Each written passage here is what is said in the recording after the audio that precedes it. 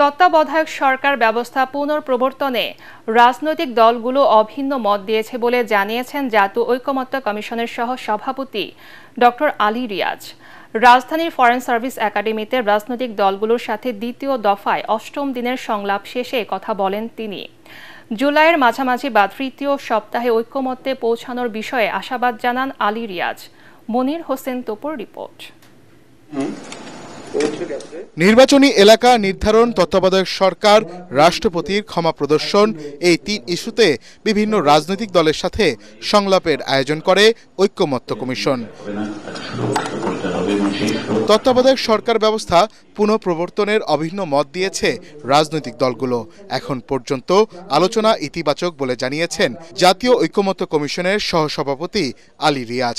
বাংলাদেশের সকল রাজনৈতিক দল তত্ত্বাবধায়ক সরকার পুনঃপ্রতিষ্ঠা করার ব্যাপারে অভিন্ন মত পোষণ করেন এবং একটি সুনির্দিষ্ট ঐকমত্য আছে। নির্বাচন সংক্রান্ত সংস্কার কমিশনের ছিল ১২০ দিনের। এই সমস্ত সময় পরিধি বিষয়ে আলোচনা হয়েছে।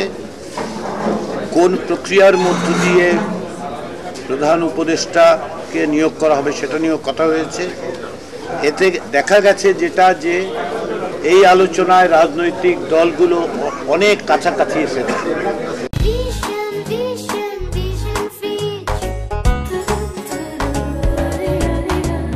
জাতীয় ঐক্য সৃষ্টি করতে শুরু থেকে সর্বোচ্চ সহযোগিতা করেছে বিএনপি।